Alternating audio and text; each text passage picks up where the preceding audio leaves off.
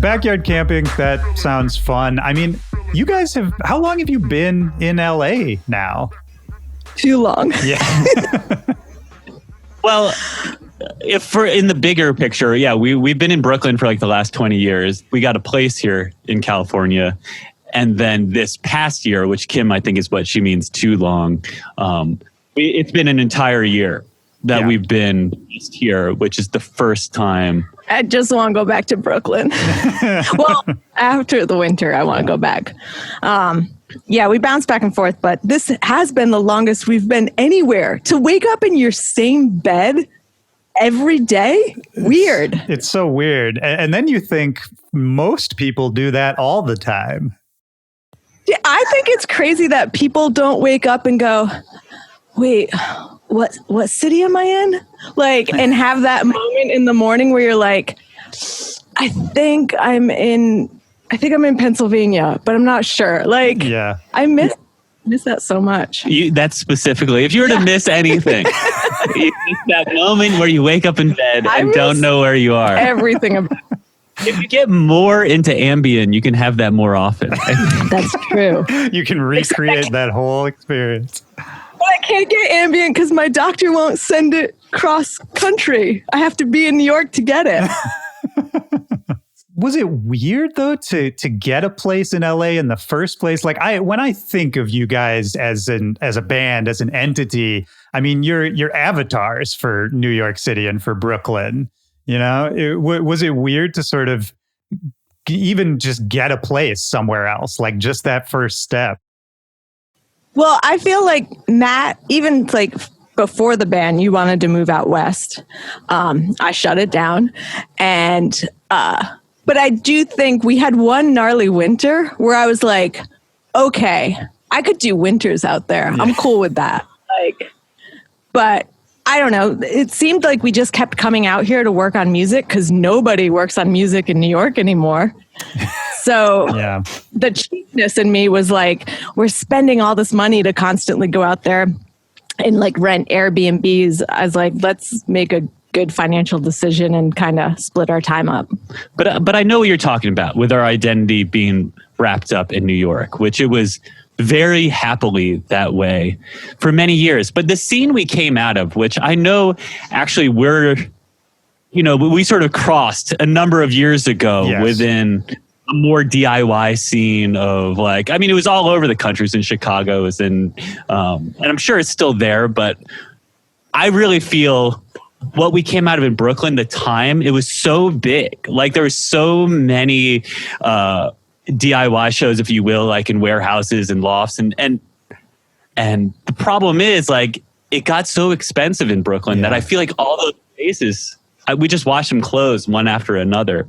Or it would be like, there would be this amazing DIY space and condos would be built next to it. And then the condos would complain about the noise or the people outside and that space would get shut down. And then they'd move further out into like leaving Brooklyn, heading into Queens. And then like the same thing happened there. But I'm curious if I feel like a lot of people are leaving New York right now because of like the pandemic and everything. And I'm hoping that in the sense that New York goes back to that creative space because you won't have, places shut down. There'll be spots that can be rented for cheap. Right. Well, that's what I think inherently became a problem was New York becoming so expensive that like the starving artist couldn't start out there. Like, I mean, it's funny when I think of us starting as a band and how broke we were and how, we lived in like a 400 square foot apartment, like with my brother as well.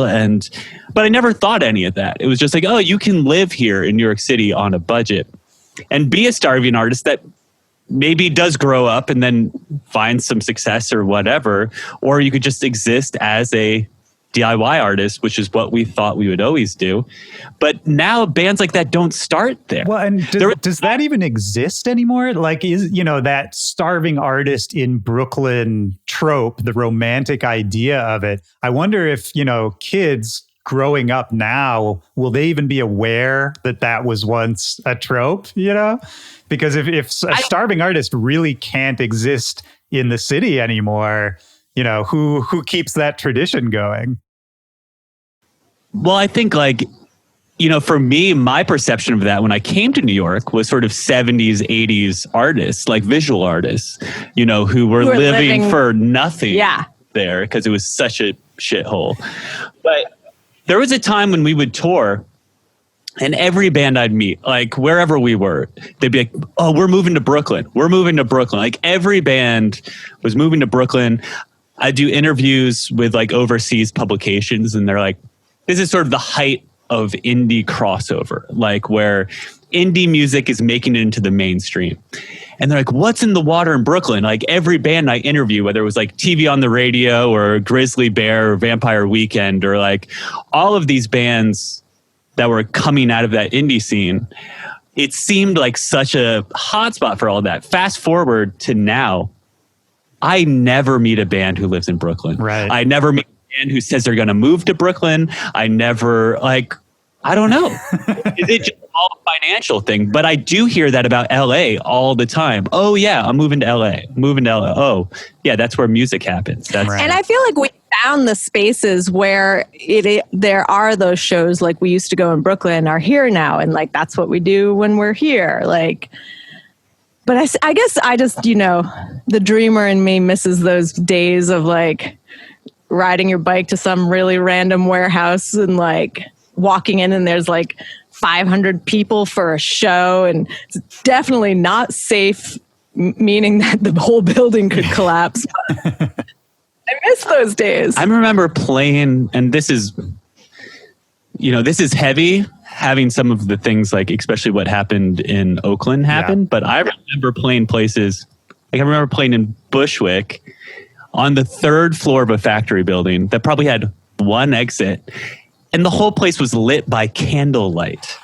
Oh and I'm God. Just like, this is a terrible idea. It's crazy because back in the day, you didn't think anything. I will say occasionally I'd be like, okay, there's an exit there. Keep that in mind. Yeah. But I feel like you didn't think of that stuff back in the day. But it's, you know, it is tragic what happened in Oakland. And I do think a lot of safety will be put in check after that. And I hope that doesn't, I mean, I'm sure it closed a lot of spaces, but I do think it's worth having some more safety. Of course. Well, I mean, there's like, it's always that push and pull, right? Because of course we want every single show to be safe. But then, you know, Kim, you're talking about these shows you went to when you were younger. And it was the same for me. You know, I went to tons of janky shows as a teenager that were definitely not that safe if you really look at it. But, you know, it was formative and you do dumb shit when you're a kid. And I think there has to be some of that balance because when you have a group of young, excited people with a burgeoning culture that they're just figuring out what any of it is, you know, there's going to be mistakes and there's going to be not safe things. And you learn as you go, not to excuse any of the bad behavior, but you got to have some of that danger somewhere, you know? Yeah. I mean, to me, it's funny to think I can remember the first time us playing venues and we were like concerned about this, just it being sterile. Yeah, or the first time. Too safe. Or I remember like our first festival was Siren Fest, which was something that happened in Coney Island every summer. And there was a barricade that, you know, in front of the stage, as we know happens at most festivals, but we had never experienced that. Like the only festival I'd ever been to was Warped Tour when I was like 15 years old. I bet you didn't even think about a barricade or like how far you were from the stage. No. Like none of that. And yeah. But I remember also asking, I was like, wait, why is there this wall here? And then there's a space and then there's another like fence. And they're like, oh, that's the photo pit. And I was like, what's a photo pit? And we did the old thing that small bands who feel uncomfortable do. And Kim told everyone to jump the barricade and they hated that, of course. Yep. Not the people jumping. No, but the people. Siren Fest. Hey, but they had us back. Yeah, no, we were cool. But I see it sometimes with young bands. You feel uncomfortable. You're out of your element, and now there's all this space, and you're on this stage. I don't know. Well, and it's hard to keep that energy too, right? I mean, it's hard to come from that kind of place and play those kind of shows, that raw electric energy, and then be in, like you said, a more sterile environment. Even though that's a good thing, that means you're doing well. But all of a sudden you're on a festival stage. People are 50 feet away from you. I have to assume that was an adjustment period for you guys. But I think us coming from the DIY background, these small shows, the playing on the floor, it allowed us to learn how to adapt and how to take what we were doing in those small rooms and bring it to larger rooms and then bring it to the festivals. Because I feel like quickly we're like, okay, this is what we do. This is how we get crowd surfing. This is, I don't know. There was some shows, but I felt quickly we were like, okay, we got this. And I think we were also able to adapt, because we have a good intimate, theater style show, 1,000 person or 2,000 people. And then, but on festivals, it was I think we were also able to adapt that same projection onto that stage, which can even be tough to do that as well. I don't know, if I do say so myself. Gosh, talking about shows, it makes me just want to play. I mean, I always want to play, but I'm dying to get back on the road. Well, yeah, I had this thought when I was thinking about coming to talk to you guys, which is that it seems like you guys have had a couple things in the last few years that must be annoying all in summation to sort of stop your momentum, right? Because Kim, you had the knee injury a few years back, which, that's a whole thing we can go into later. But then there was, I think, a second minor injury. And then again, now there's this pandemic, and it seems like just one thing after another every time you guys are gearing back up. This is what I think. Okay. And along with my crazy, I think it's every time I say, you know what, I'm going to give up sugar this month, something bad happens, because I feel like that's what keeps happening. And then, of course, I don't know why, this month I was like, I think I should give up sugar for a month. I don't know, guys, something bad could happen. If something bad happens, make sure this gets played so people know that I record now. For the listeners who aren't watching the video, Matt is burying his head in his hands. Don't give in to Kim's crazy. But on the other hand, who knows what's going to happen on the 20th of this month? So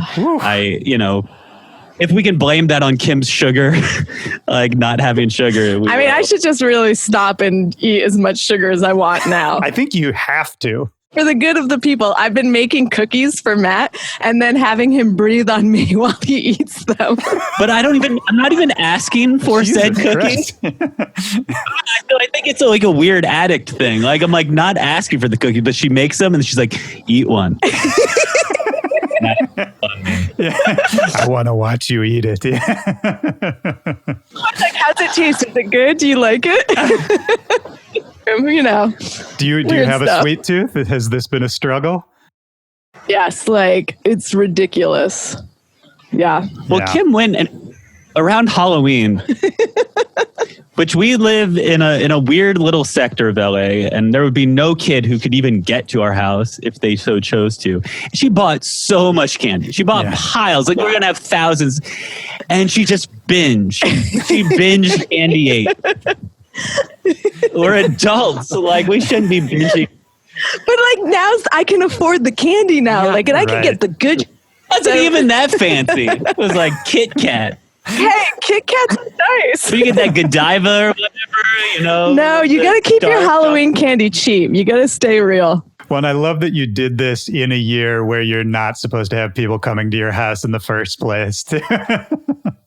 She knew exactly what she was doing. Yeah. I would be like, no, don't come near me. And then I would just try to throw it into their baskets. Oh, yeah, into their baskets. You just wanted to throw candy at children? Right. Full on crazy cat lady on the porch. Yeah. Yeah. Oh, man. But wait, I wanted to go back to something you were talking about a minute ago when you were talking about the early days, kind of where we all started professionally as musicians and the scene back then, because something you were saying about, I forget exactly what it was, but it was making me think about, I was living in Chicago at the time, and we had a similar scene to what was going on in Brooklyn, as did a bunch of other cities around the country. And what was different then for me that I don't see now is that kind of everyone, regardless of what you did, everyone was sort of in the same place at the same time. So it was the DJs and the rappers and the bands, and everybody was going to the same venues, playing the same shows, listening to other people's, other styles of music, collaborating cross-genre, cross-culturally. And that's something that I don't see as much now. And I wonder if that has anything to do with the sort of gentrification stuff you were talking about earlier, with people getting pushed out of the city centers, or if it's just kind of a natural, cyclical thing. But I mean, if you guys think back to those days, does that resonate for you? Was it the same way in Brooklyn, that everyone was kind of listening to each other, hanging out with each other? Yeah, no, I think like what you're saying, all of the sort of genres blended up together. There was a similar attitude, though. Like, I guess, again, I would call, like, even though maybe it wasn't the punk scene, but it was a punk attitude, like whether it was DJs or rappers, but it was like people who wanted to get wild, and like, the amount of drugs and alcohol and all of that shit. Oh, yeah. But like, you also feel like that was kind of when like different genres started to cross into each other. Like, before we would play at a warehouse, we would put on a Flustradamus mix, and like that would be blasting before we went on stage. Or, I'd say when we started doing smaller venues, we always had like a hip hop act out with us. It wasn't like another indie band. But I mean, Willy, what do you think of this though? Like, it's tough for me to say because things have grown in scale. Yeah. It's like there's no more like 5 or 6 people on a bill, we're playing a headline show with one support act and whatever. But I do think online, the kids are starting to accept a very broad genres, like to the point where we have like a kid that Kim used to nanny before we started the band, that's still in our life, 2 of them, but one's 16. And Kim asked, what genre of music are you into? Like, do you like electronic-y stuff? Are you into hip hop or whatever? And she's like, I don't know. I don't really know much about like genres. She's like, I mean, I like stuff that's on TikTok. I don't discredit that. I think about like, when I was her age, I liked stuff that was in skateboard videos. Sure. It was genre specific. It was like, oh, there's like sometimes pop punk bands, sometimes there's hip hop, whatever. I was into the shit that was getting played on skateboard videos. And in the same way, she's consuming TikTok every day. That's what's just showing her new music, Well, that's a good point. In some ways, I think you're right that the barriers between genres have broken down so much that maybe we're just old for even trying to think about it that way, Because you listen to some of the biggest songs on the radio, and it's like, well, this is kind of a rap song. It's kind of a emo song. It has this like dancey break in it, and yeah, I think there is. Things are just melding more and more and hybridizing to the point where, yeah, maybe this is sort of an obsolete conversation. You could be right about that. But I do think, like, as you said, artists inherently within themselves are more genres. Like I'm really into like the version of indie and alternative music now, but that has more of the flow of R&B as like the top line. Yeah. And it's like, okay, these kids grew up on Drake, but they like, this sort of like, like reverby guitar sound, and they just put them together. Like this was the stuff. And I think when even 10 years ago, that wasn't happening as much, but the artists with firmly different genres would come together. Yeah. But their music sound more like singularly one thing. So Well, I don't know if that. Yeah, I mean, let me turn it around on you. Where do you guys see yourselves fitting in? Or do you feel like you fit into any specific sound or style?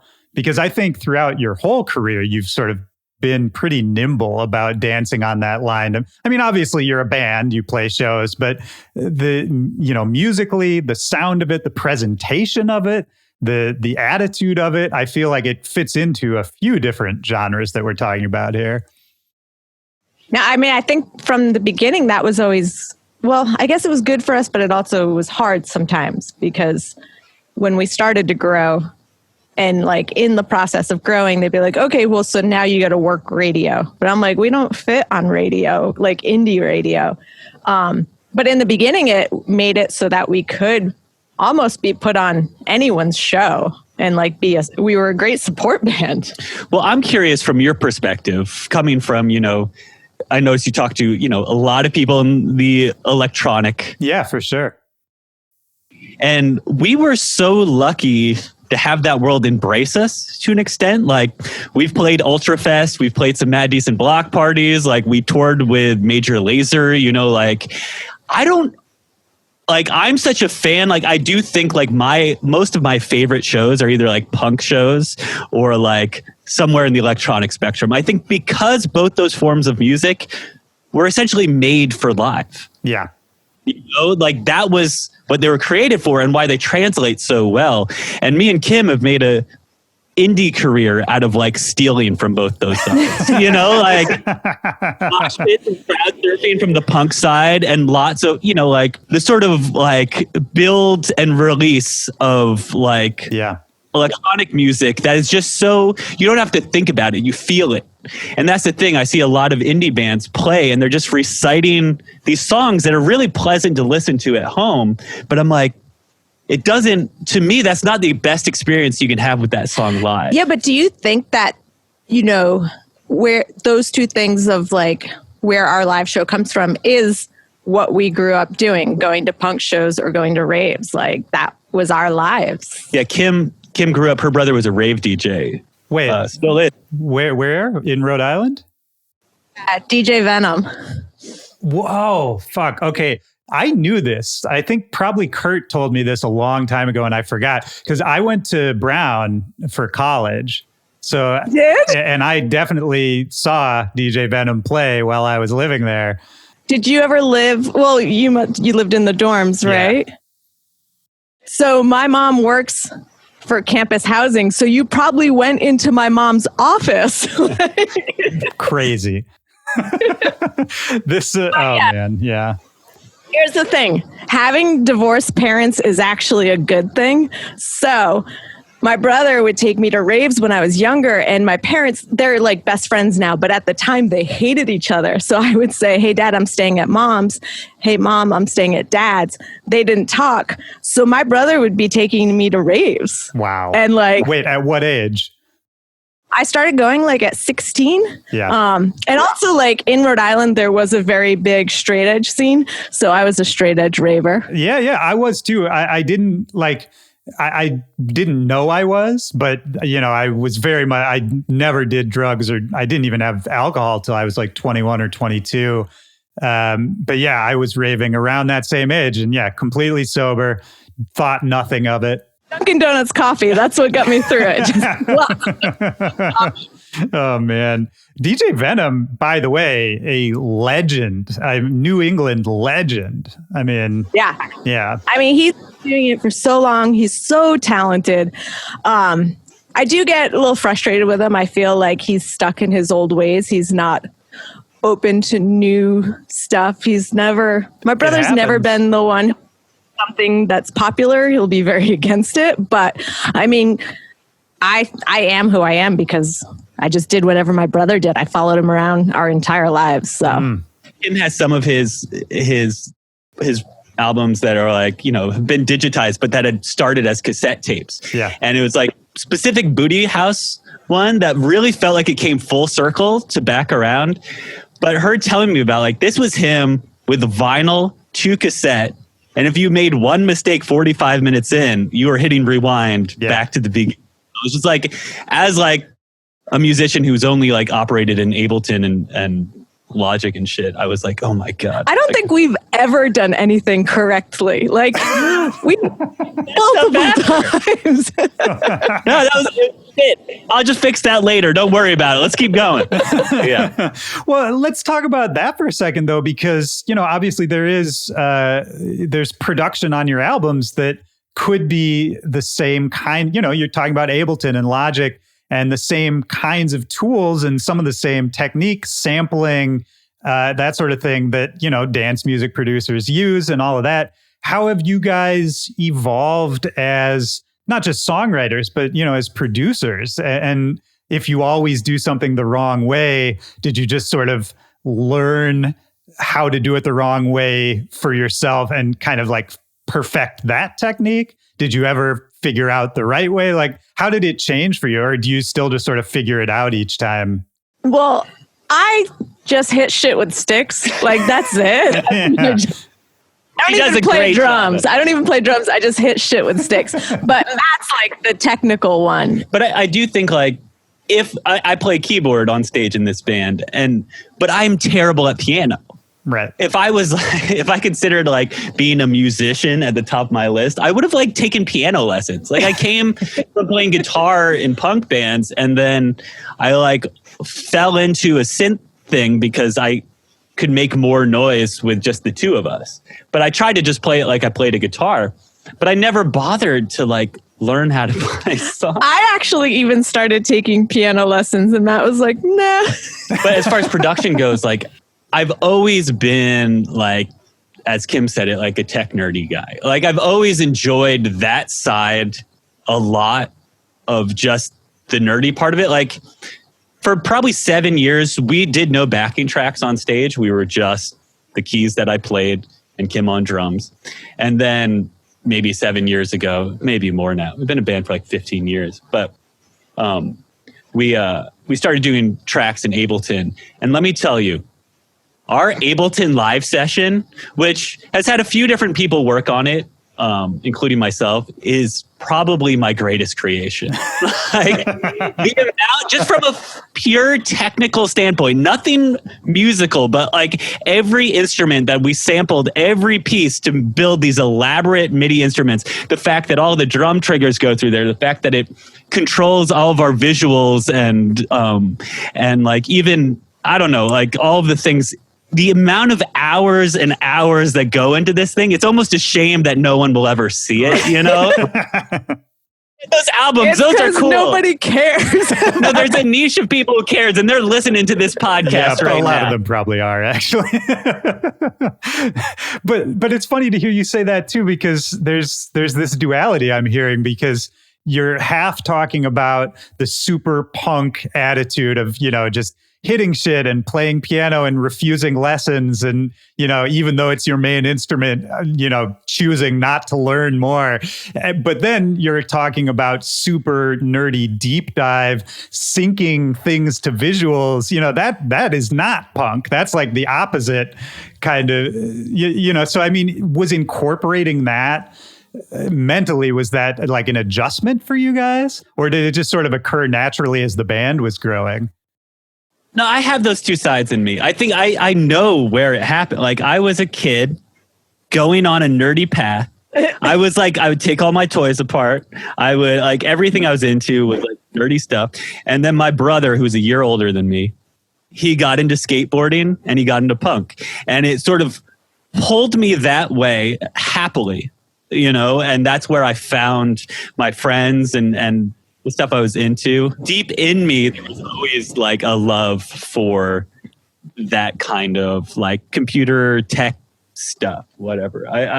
It's funny. It's like a totally different hobby than music. We won't go down to the technical stuff because Kim is just like, so I'm making fun of Kim. And no, wait, I have to tell you, there's been times where Matt, like, basically, I always break, like I'm constantly breaking my computer. I don't know. I just hit buttons too many times, shit breaks.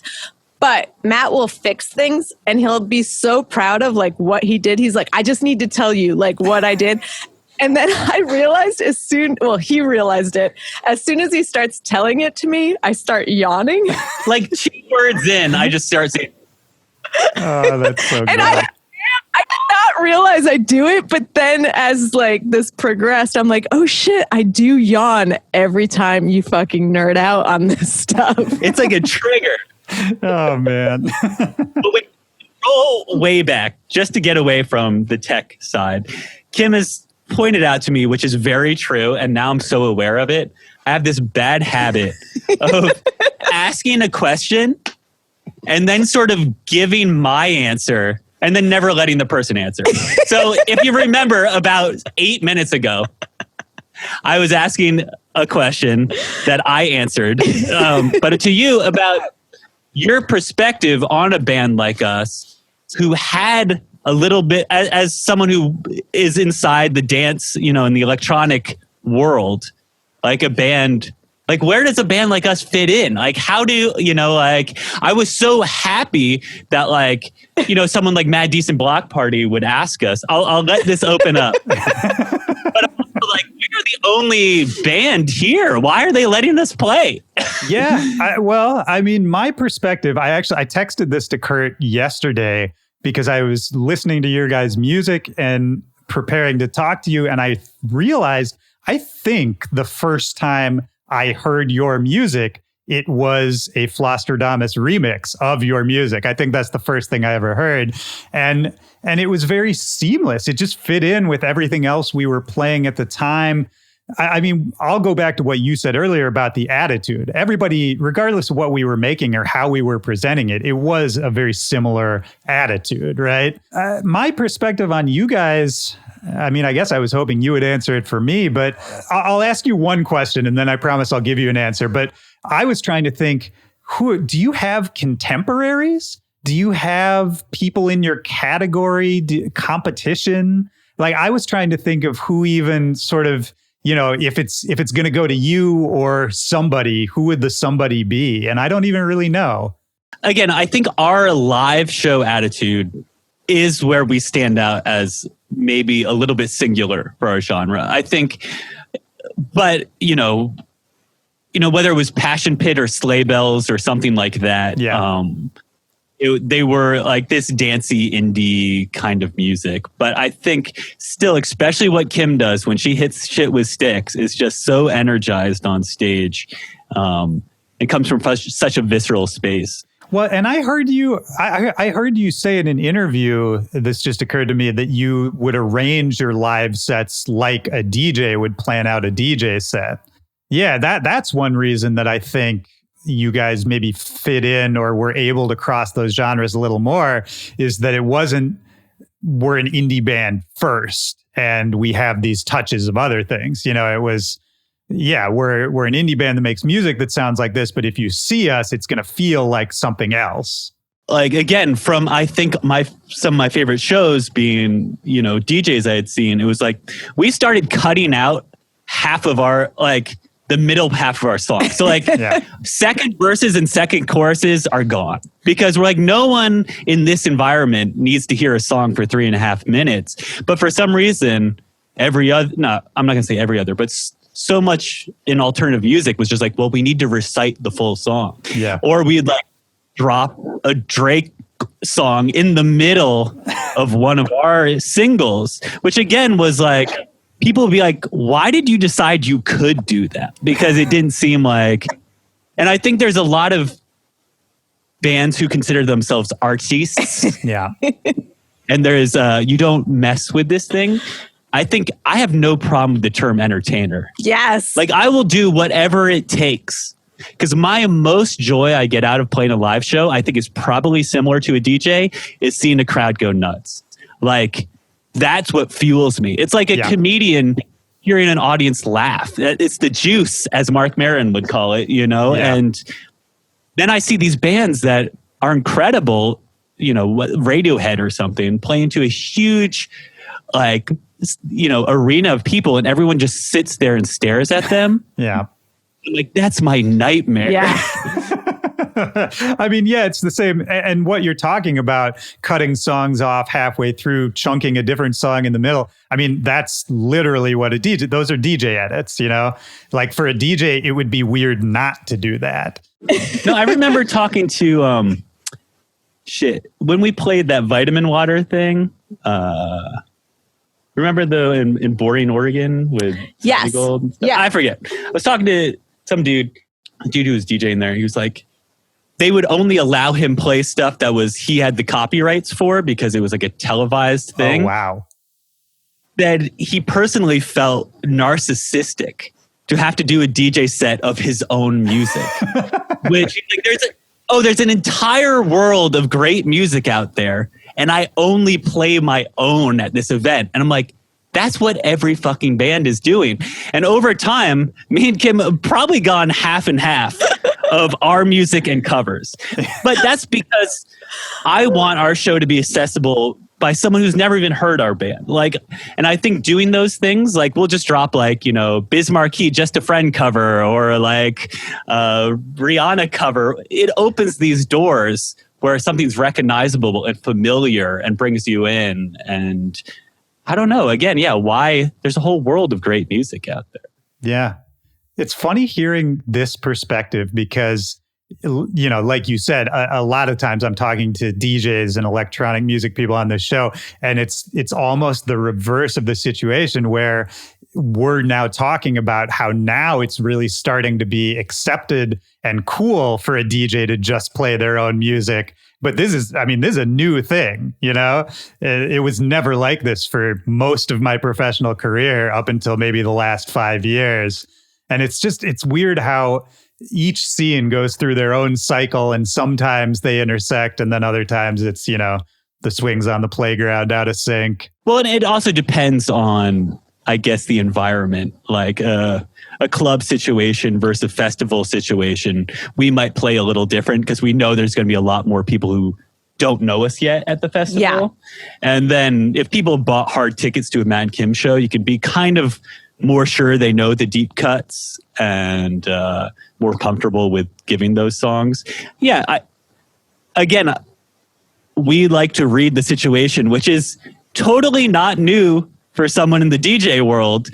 But there's so many bands that have a set playlist like for the year, and no matter what situation they're in, that's the play. And that is the thing. Like we'll be mid-show, and Matt will come over and he's like, "No, we're gonna go to this next because we're losing them here. Like let's change this." And it is figuring out how can you make people want to dance and go as crazy as possible. That's all I want. That's where we get the joy. Yeah, yeah, I know 100%, because I think that's. You know, you mentioned the sort of the bands up there just reciting their songs and people silently absorbing it.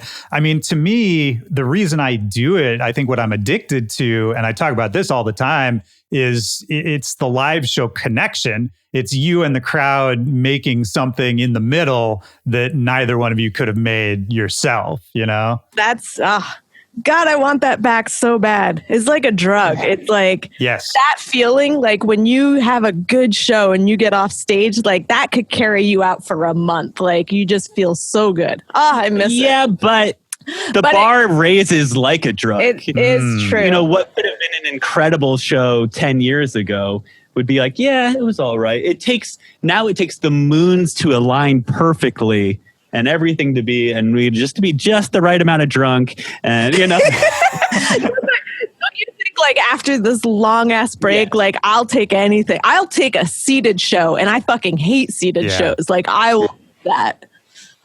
Yeah. Well, so this is, you just made me think of this idea, which is another thing I love exploring. Is you guys have had a long career. You said, you know, you've been a band for 15 years now. And you went from, you know, broke tiny shows to, you know, this big, massive project.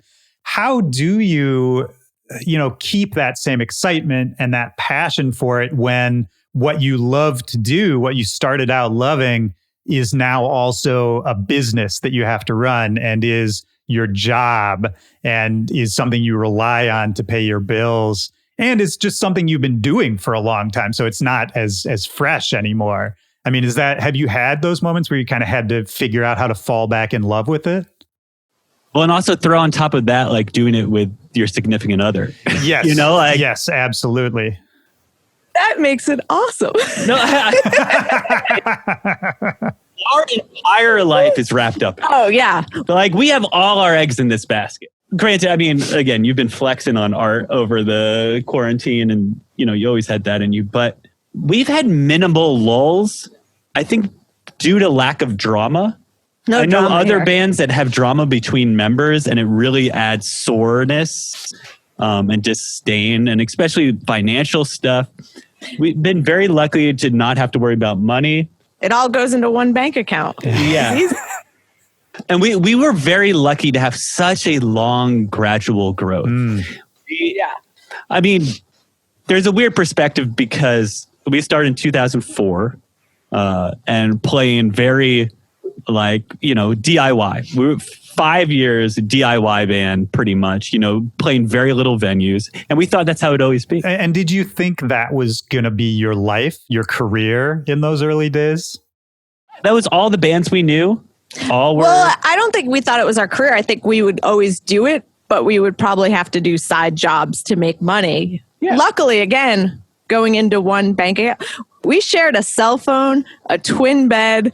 Like, we weren't balling at all. Their costs low. Yeah, we would bring our own beers to bars and then open them up in the bathroom. Amazing. We got a chipped tooth from a really tiny bathroom.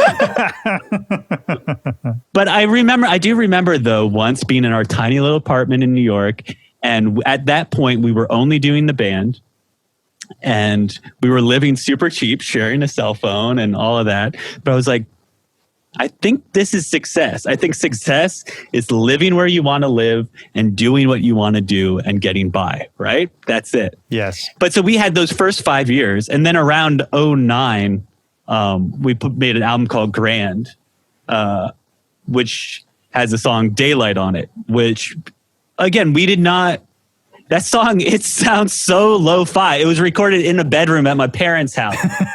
And became this thing that just kept doing its thing and growing.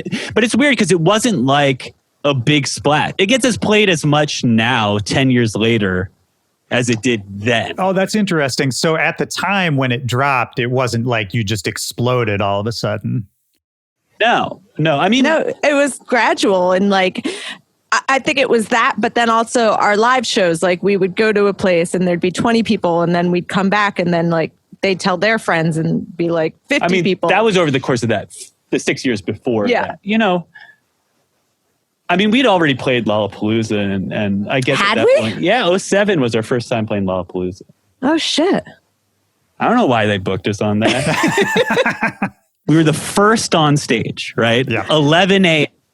So we were drinking at 10 a.m. That was the earliest I ever drank alcohol in my life at that point. Amateur. Yeah.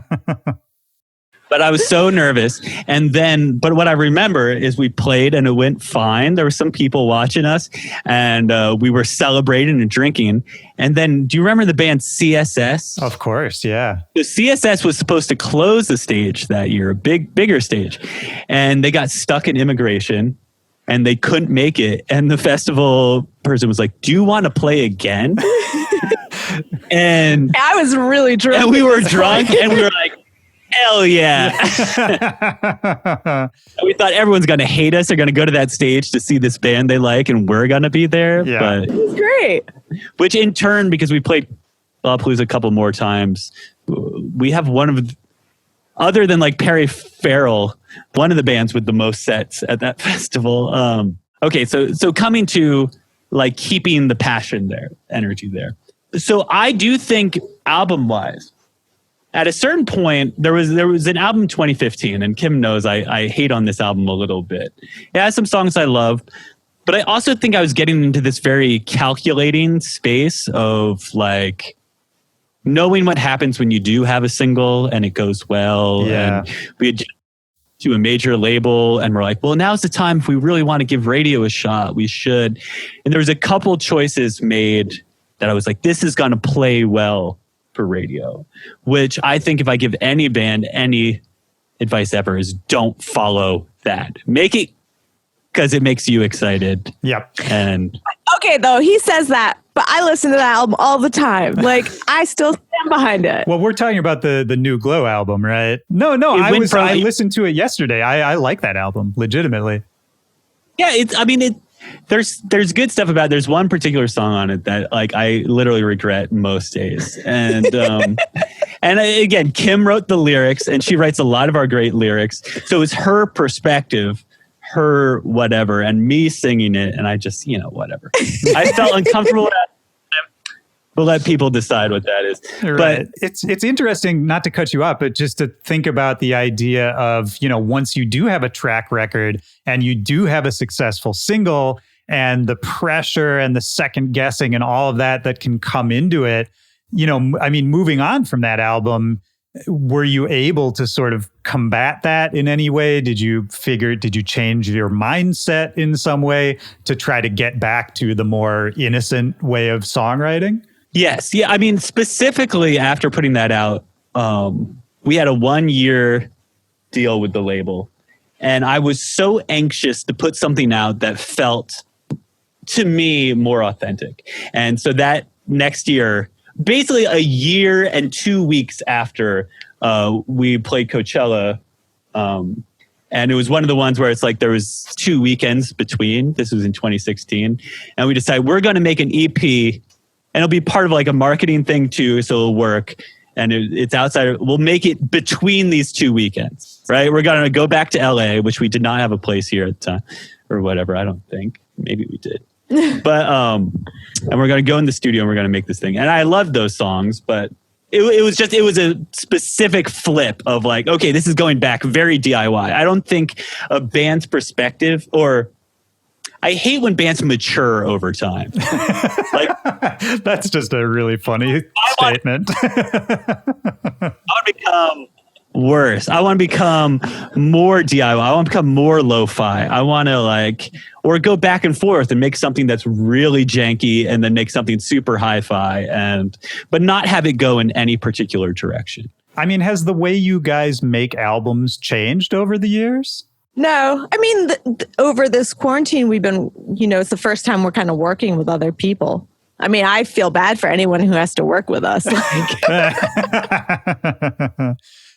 But that's still, yeah, in that we have 6 albums, right? Yeah. So that's what I've got in front of me. Yeah. In a studio, second album, we recorded ourselves. Third in a studio, fourth we recorded ourselves, fifth in a studio, sixth, half of it we did ourselves. And it just comes to, every time I'm like, let's do it ourselves. And then by the end of it, I'm like, I never want to do that again. And then we don't. And then we do it in like a studio situation. But you know what? I think it was cooler when we did it ourselves. So yeah. We'll see. Now I just know how the train ride's going to go. What up or down are we on with Matt's thoughts? And I'm like, oh yeah. So we'll do it at home next time. It's confusing because the last one was kind of half and half. I know. So it could go. I know exactly what we're doing right now. We're doing some sessions over Zoom and What's then making like? stuff. Oh, it's draining. It's oddly, you would think that you'd be more relaxed in your own home, but the energy is different. And I think because we can do this and there's this idea that we should be looking at each other. Yeah. And for us, we're going to talk for an hour and it's going to be really nice. But do that for 8 hours straight. And by the end, oh God, you need to be on and you need to be creative and engaging. Meanwhile, when you're in a studio with someone, you can be playing with the fidget spinner. Or yeah, for 7 of those 8 hours. Yeah. it's been good. I'm happy with what we're doing. And let me tell you, okay, I don't know if we finished answering that question, but here's the final part that has changed everything. Musical awakening for me. Smoking weed. Okay. Oh, okay. There's a way music hit me when I was a teenager that sort of changed over time. I think it does that for a lot of people. And like I said, I was sort of being more calculating and okay, if we're going to do the chorus here, we need a post-chorus and then the verse and whatever it was.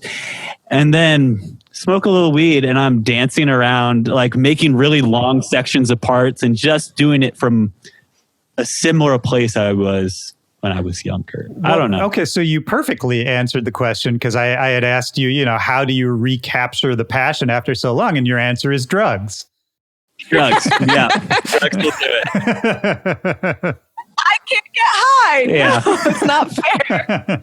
Well, that's just got to be genetic. Have you always been that way? I feel like when I was younger, I can get drunk like real good. Real but good. yeah. I don't know why chemicals in my system. I did dabs. Dabs did not work on me. And like, I will say, as far as drugs go, like, we're here in California. It's legal here. It's becoming legal in more and more places. And I think absolutely it should be legal. But kids, you need to accept it does make you dumber. Like I just do more dumb shit now. The other day, Kim, I didn't tell you this, but I was brushing my teeth and I went and there's 2 tubes and I put sunscreen on my toothbrush. Like, it's just dumb shit. Before I started smoking weed, but I've accepted that to be able to make more inspired music. See, I like that because I'm dumber than you, and then it'll just bring you to my level. Oh man, have you guys always had this dynamic? Because it's like you mentioned earlier, you've been in a relationship as long as you've been a band, right? And so not only have you been growing musically, you've been growing as romantic partners and sharing, doing everything together. It's all one thing, which is super rare. Did you have this connection, this dynamic? To watch you guys together, it's just like, oh, this must have been super easy throughout. Well, we moved in 3 months after we started banging. I like that somultaneously you said banging and after we met.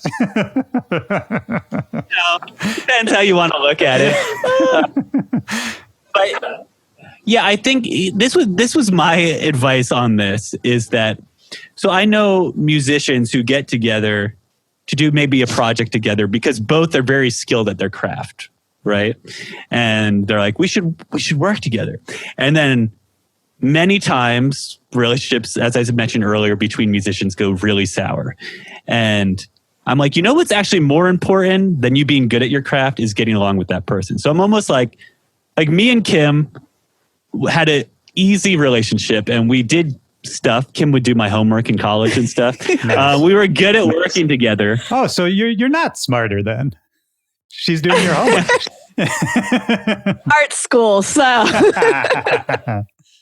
I was assigned one book to read in college, and Kim read it and explained it to me. Wow. But my advice is find someone that you get along with and you love spending time with, and then just have them learn how to do something. Like, that's actually going to, in the end for us, was more effective. Like, you had never played drums a single time, and then Kim just wanted to learn how to play drums. And then we sort of accidentally became a band. But it was like if I wanted to be a band, I would have been like, Kim, you go learn drums and we'll do this together. Yeah. And it I don't know. Also, great vagina. I mean, if you can just get it. That's all. That's the secret right there. Just find one of those and you'll be good. I got ones that can go in your pocket now. It doesn't need to be attached to a person. Well, to try to even bring this anywhere near to back on track, I think what you said a second ago is actually true for musical collaboration. There's nothing more true than that you have to like the people you're working with.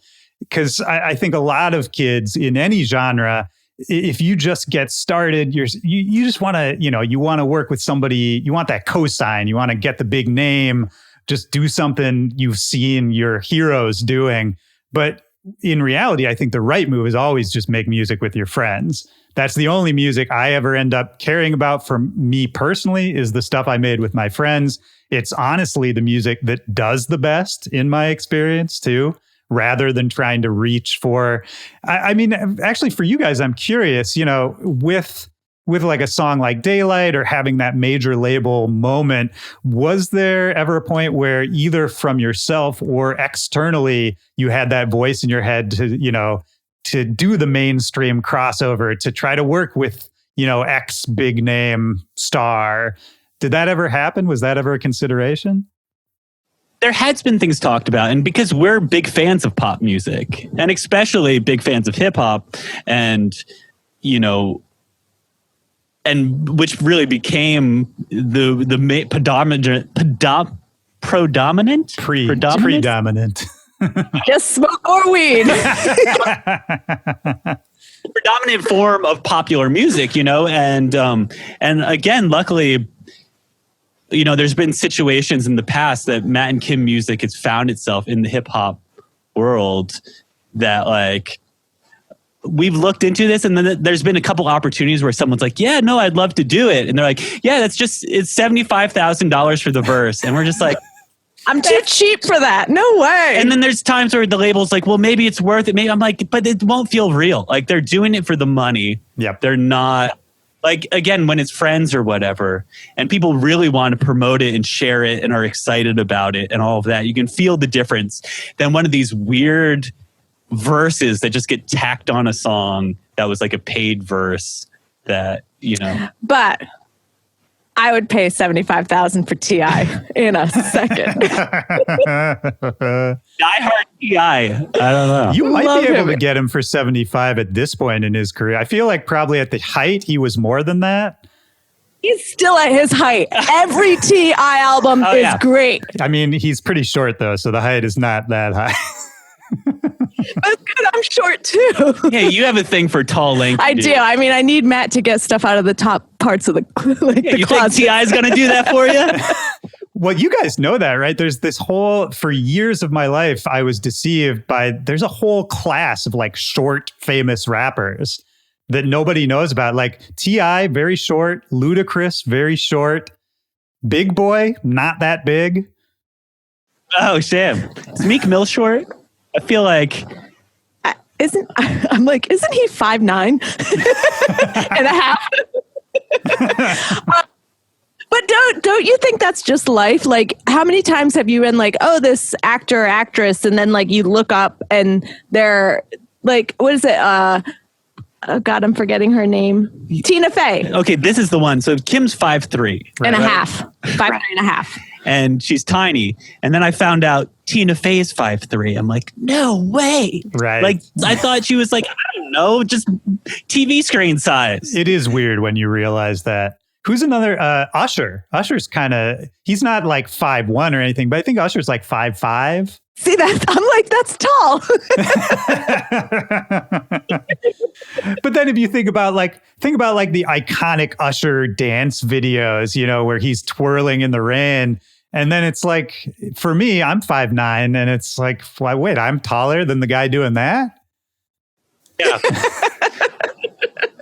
I mean, it is weird, these perception things, even to like, in our experience, the amount of times over our career that I've been standing next to Kim and met fans who say, you're so much tinier than I thought you would be. I think like, because standing on a stage with a riser on the stage on top of a drum set, you're just like, oh, you're larger than life.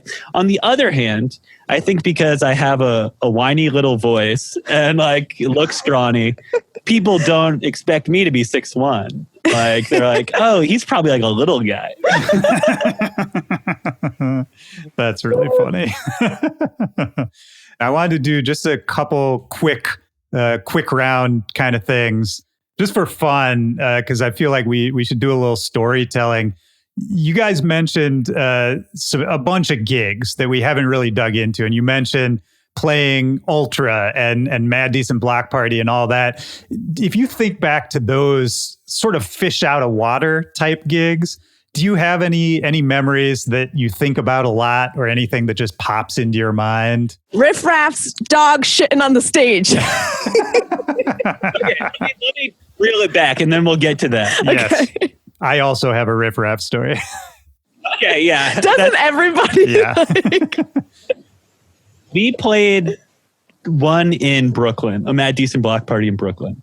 And we played, I don't remember, but I feel like we were sandwiched between Dylan Francis and Flosterdamus. Which in life is amazing. On stage is the worst place to ever be. Yeah. Like we have a lot of energy, but like to try to compare with the power of those two acts on stage, I felt people were staring at us like, these guys like get on the wrong stage. What are they doing here? So we're like, wait, but there was a dude who crowd surfed naked, and that was pretty tight. But because security didn't want to touch him. How inherently crowd surfers go forward and go over the barricade and have to. The security guy was like, no, not catching. You can keep him. Yeah. And then we went, and then we were playing the LA one, and we were like, man, that was tough. And we were kind of slotted in the same sort of position, sort of later. And we're like, who can we play after that is not going to be as hard hitting? And we saw Riff Raff on the schedule. And like, I'm a fan of what Riff Raff does and as a character and as a thing, but I'm like, I just feel like his show's not going to be as powerful as that. Let's play after Riff Raff. Do you have an elaboration on that? Because I do. Oh, no, you go ahead. I'm just amazed that he had a dog on stage. That shit. I remember and I know this is a thing where a lot of people like, is it a character? Is it him or whatever? And it was like a shared backstage tent. It's him. Yeah. And he brought a little husky on stage, which was adorable. But then he came back. He also went way over his went way over his stage. And then he comes back shouting and screaming. And he just kept being like, you can't take a dog on stage and not expect him to take a shit. You take a dog on stage, dog's gonna take a shit. He went on for like 15 minutes. And I didn't realize the dog thing. I thought it was some slang I wasn't getting because he'd gone so time that if you take a dog on stage, they're going to take a shit. It was some crazy Riff Raff slang that I didn't get. Yeah, no, because he could say that in a freestyle easily. Yeah. Wait, what's your Riff Raff story? So I have DJ'd for Riff Raff. I have shared a hotel room with Riff Raff. And yeah, my story, the one I tell all the time, I can't remember if I've told it on here. Maybe I have. It doesn't matter. We were sharing a hotel room. This was when I was DJing for Kid Sister, which was my gig for like a couple of years. And he was opening for us. This was sort of the early days of Riff Raff. And the budget was small. So the DJ and Riff Raff had to share a hotel. And the DJ, being me, also had to DJ for the opening act, which was Riff Raff. And so it was in Miami. We were playing at Grand Central. And he got to the hotel room first. I got there like late afternoon. And I walked into the hotel room and all the curtains were drawn. All the lights were off. Riff Raff was in bed under the covers, like up to his chin. And the Discovery Channel was just blaringly loud, like deafeningly loud in the hotel room. And he wouldn't talk to me. Like I tried to be like, hi, I'm Willy, I'm your DJ. And he like was just like, yeah, and like wouldn't talk to me. We sat in that hotel room in silence for hours. And I was just like, all right. And I was looking at my phone. I looked at Twitter, and just like every 20 minutes, Riff Raff was tweeting out something insane from right next to me in silence, being like, man, I wish I could fuck a mermaid right now. You know, like whatever Riff Raff says. And every time I would just look over and just be like, I'm right here. Like, you won't even talk to me. What is happening? And oh man, I mean, there's more stories to that are probably incriminating that I shouldn't say on a podcast. But man, he's like that all the time. And I love that. I love that that's who he is. You know, and yeah. I am curious, like, what kind of products did he have? And like, you know. Yeah, I saw, I mean, he had some hair products for sure. I will say when we got to the club, he had managed to like pull two very good looking girls within less than 5 minutes of our arrival, faster than I've ever seen anyone do that. Just has blind confidence. I would assume that, you know, like where most people would worry about getting shut down. I couldn't imagine Riff Raff worrying about that. No. Well, he is weirdly charismatic in a weird way. Like when he wasn't talking to me, I wasn't offended. It didn't make me think he was a shitty person. I was sort of intrigued. And I think for girls, he really tries to turn it on. I think he can be very charming when he wants to be. I could see that. Yeah. But still, he's not the celebrity at that point. No. This was unknown riffraff. Well, it's just weird to think about him opening for Kid Sister. Like, when was that? I mean, this had to be late 2000s or early 2010s. I mean, maybe like 2009, 2010, something like that. Somewhere in there. It was right before he really became the riffraff we know today. What if everyone you interview has a riffraff story? Like now we've come to the section of the show where you tell your riffraff story. Maybe I should actually start doing that. I need more repeating sections on here. Oh, man. All right, real quick. This made me laugh so hard yesterday. I was looking at your Wikipedia page, which you guys have a good Wikipedia. There's a lot on there. It's fully featured. But right at the end of it, there's an entry that literally made me laugh out loud. And what this entry said, so it's going through your discography. It's going through like their music was used in this movie and this commercial. And then at the very bottom, it reads as follows. In February 2018, their song Can You Blame Me was used on Facebook as background music to generated birthday videos summarizing related activity. Not wrong. Yeah. Which is, it's just, to me, it's going through all these accomplishments, these big deal things, and then just at the bottom, generated birthday videos. Hey, who doesn't love a birthday party, right? Well, and this is not the first time Wikipedia has wanted to humble me. Once I was trying to figure out the population of my hometown. I came from a very small place in Vermont, and I Googled it and the Wikipedia page came up, and it was like, okay, that's what it was. Like, it's like something like 600, maybe it's, I don't know. Matt grew up in a very, very small town. Yeah. But then there was a notable residence thing, and there was only 2 entries. One is this dude, Brigham Young, who like started the Mormons. Right. And then it said Matt Johnson from the mostly unknown band Matt and Kim. I was like, put that dig on there? Could I just be from Matt and Kim? I think it's ex-girlfriend who put it in there. Like, she's just pissed still because you treated her wrong. It's gotta be because you left her in Vermont, man. Damn, like, just unnecessary. That's amazing. I mean, did you go to New York because you were trying to get out of Vermont? Like, is that what brought you there? Absolutely. I was, as a kid who was into skateboarding and punk and stuff in Vermont. It's funny, reflecting on Vermont now is a great place to grow up. A long leash, no rules. As far as like, my town literally did not have police. It was, and they had a constable at one point, but he kept giving local speeding tickets. So he just got voted out, man. But when I was going to college, I was into film, but my main goal was like, I'm only applying to schools in New York, Philadelphia, Boston. I just wanted to go to a city. That's all I knew. Like, school was secondary. Those cities that you would see in your skateboard videos. Yes. And my parents said going further west than Philadelphia wasn't going to happen. They weren't going to pay for plane tickets for me to go to school. What do you guys' parents think about what you do? Oh, they love it. Yeah.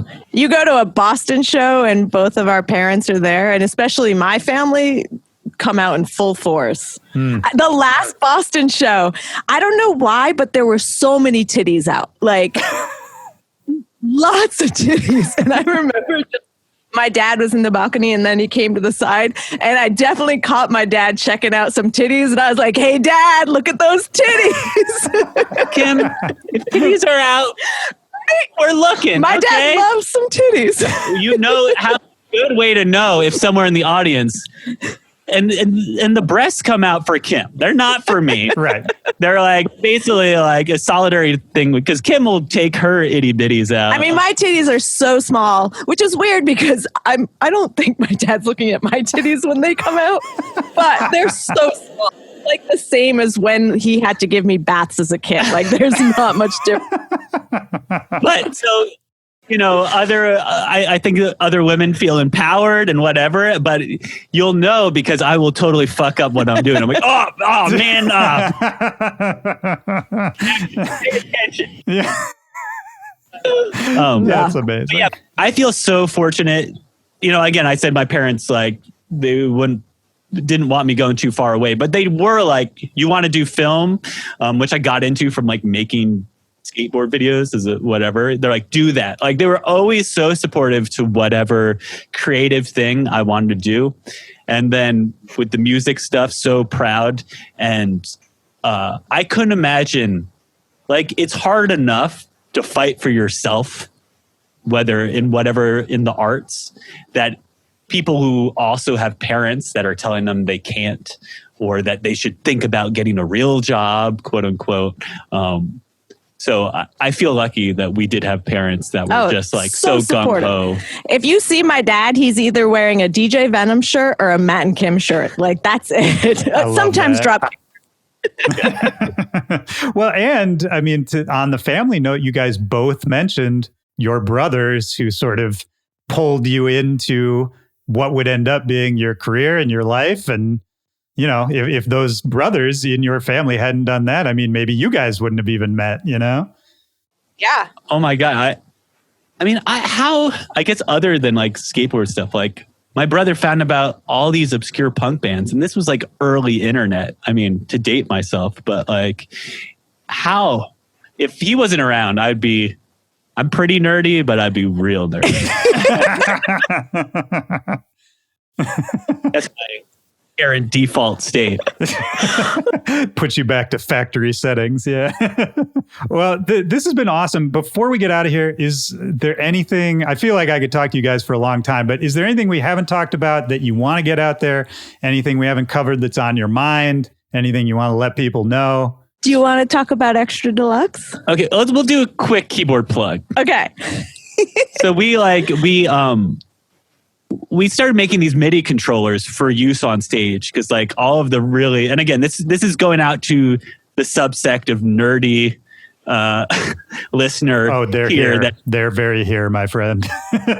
We used like analog keyboards on stage. I actually remember because we brought it up, Ultra was the dividing line between I can't have these analog keyboards on stage because the sun started behind the stage, moved over the front, started hitting this Moog, and it just completely went out of tune. Like I couldn't, and they were always finicky, and I would always have a rotation of things that were getting repaired. And I was like, you know what? I'm sampling everything. We're going like MIDI controller, computer.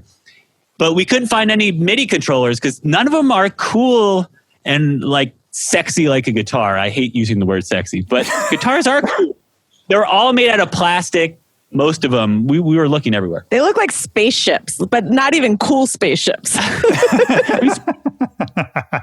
So we had a couple custom made out of like walnut and steel and just look sort of like a vintage synth look. And let me tell you, you want to draw in some nerdy dudes. Just anytime we were sound checking or setting up backstage, it was like just draw dudes in to be like, what's this keyboard? Like nerdy dude. Yeah. It's like, just throwing out the line, reeling them in. But so we were like, okay, people are excited about this. So we're like, okay, let's make some. And so we started making them. This was a while. It was a whole process. I've never actually physically like had something made, and we're doing it with our tech Andrew, who's super smart, and the reason we're doing it. Either way, we finally started selling them like within the last month, and it's been going really great, and we're getting some awesome response. Well, it's also one of those things you know, we've been doing the band thing for so long. When we're going to go see our label, I know everything they're going to ask from us and everything they're going to want us to do. this whole process was new and exciting because we had never done something like this. I remember we would go in for meetings and I'd be like, you just said a word. I don't know what that means. Like, what does that mean with production? So I feel like it was like something exciting and new. And now to kind of get a response from it after working on it for so long, it's like that excitement that we got when like the band was first getting reviews. Like it's kind of come back around where you're like, they like it. They really like it. The nerds are into it. We got it. But like if you look it up, it's Extra Deluxe Manufacturing. And we got a couple other things we're working on. But that's, we got that going. And then we're hanging out home, making music. Yeah. And TikTok. Yeah. Yeah. Well, I mean, you guys, you've had the YouTube thing for a while. I mean, I feel like you guys have always been good about adapting and finding ways to stay connected with the people who like what you do, regardless of the circumstances. And, I noticed the prolificness of this podcast and the episodes and the great guests you've had. And we've dabbled in podcasts because we really enjoy doing this. We really enjoy just talking and being ourselves, but we'll do it for a while. And then it's probably my fault, but we'll fall off for a while. And so we haven't kept a good consistency. But we just like to do things that are creative. It's called the Matt and Kim Podcast. There's a number of episodes if you want to hear us talking more shit. Yeah. Oh, no, it's good. I've listened to your podcast. I like it.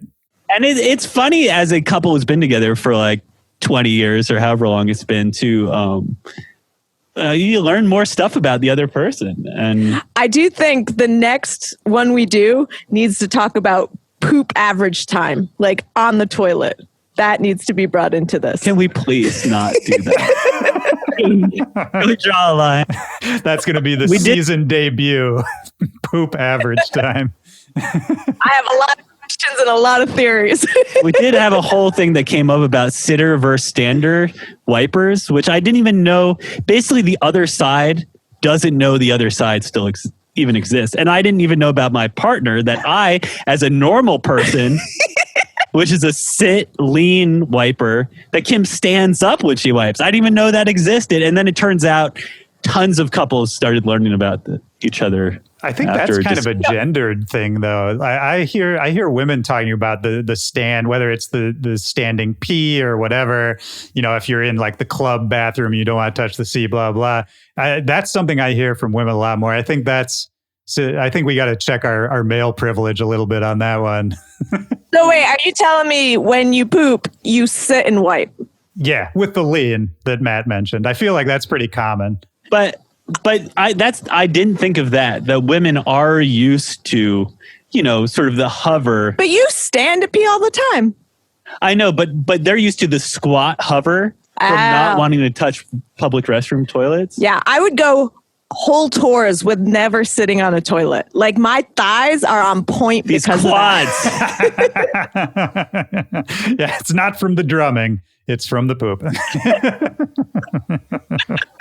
I love how it always goes back to pooping. It's what you get. If Kim's on the cast. Yeah.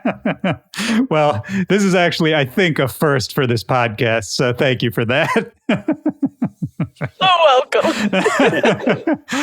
Well, look, I'll wrap it up. I just have one question. I ask this at the end of each episode. It's just kind of a first thing that pops into your head, off the top of your head kind of question. Just looking for a memory or a moment in your life, and it could be from any time in your life, when in a single moment, music really deeply affected you, really had a deep impact on you. And that's meant to be super broad. You can interpret it any way you want, and kind of just the first thing that pops into your head. I mean, to me, and maybe this speaks for both of us, I don't know, but even pre-band, it was the social life that really made me feel like part of New York, which was all of the, the Todd P scene, the DIY shows, Japanther, Death's that, Team Rose, like our whole life, like leaving, like I wasn't into bars. I wasn't whatever. It was like going to these things and feeling part of something. It was like a family that you actually liked. I love my family. I'm kidding. No, but you had this like this group that all kind of, and also it's interesting because not everyone was kind of similar. It just drew everyone in. That God, I miss those days. I don't want to speak for you. No, I like that. God, I just keep missing shows. I feel like we can't talk about shows right now because I just want to. Sad. I feel bad. Bring this up. The rest of the day, I'm just gonna be moping around, thinking about good life. You must have seen that Fauci quote a few days ago, right? That he was talking about maybe in the fall, if everything goes to plan, some venues in limited ways could reopen. Obviously, everything's not going to go to plan, but Well, it was one of those things where for a while we kept being like 2021. We'll be back. We'll start working again. It's going to be great. But now we've been saying like 2022, I hope. Yeah. I think to me, where my estimate is at right now, betting odds, I'd say late 2021, early 2022 is where I'm putting it. So, okay, I'm going to say I'm predicting. Yes. Yeah. You had predominant and she had predicting. This is amazing. Pro-dominant. I'm going to say my moment is coming when we can finally get back on stage, and that's going to be a life-changing moment for me. I like Yet that. to come. Great Looking answer. forward. You're the first guest to predict a future answer to that question. I love that. That and poop. I'm going to call out those tears when I see them. Oh yeah, I'm going to cry like a little baby on stage when we're back. It's which is interesting because our last show was in Brooklyn, and it was after I tore my second ACL. We made the tour happen. I had to wear a brace, but like I was bawling my eyes out on stage because I was so happy. I'm getting watery-eyed thinking about it. Oh man. Is there anything? Have you found anything? What are you doing now to take your mind off it? Do you have a hobby? Like, God, I am so busy. It's a problem. It's a problem for me because I feel like shit because I don't do enough. Yeah. But Kim's taken like multiple drawing classes, multiple Spanish classes. She's taking all this online. We just built her a ceramic studio. She's taking ceramics classes. She's like making so much art. Just so much. And do you want art? I'll send you art. I'm making so much. Oh yeah, I will totally take art. Yes. I've been really busy to the point that Matt hates it because he'll be like, "Can we watch a movie?" And I'm like, "I don't have time. Let's watch a show." During she does not have an hour and a half block. Oh, that's amazing.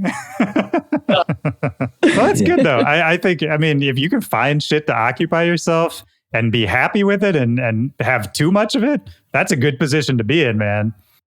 Well, because it's like once life goes back to normal, I'm not going to be able to do these things. So I'm trying to take advantage of it now. I love it. I got to do more of that. That's that's both frustrating and inspiring at the same time. I'm right there with you. Yeah. All right. All right. Well, I'll let you guys go. All right. Bye guys. Take care.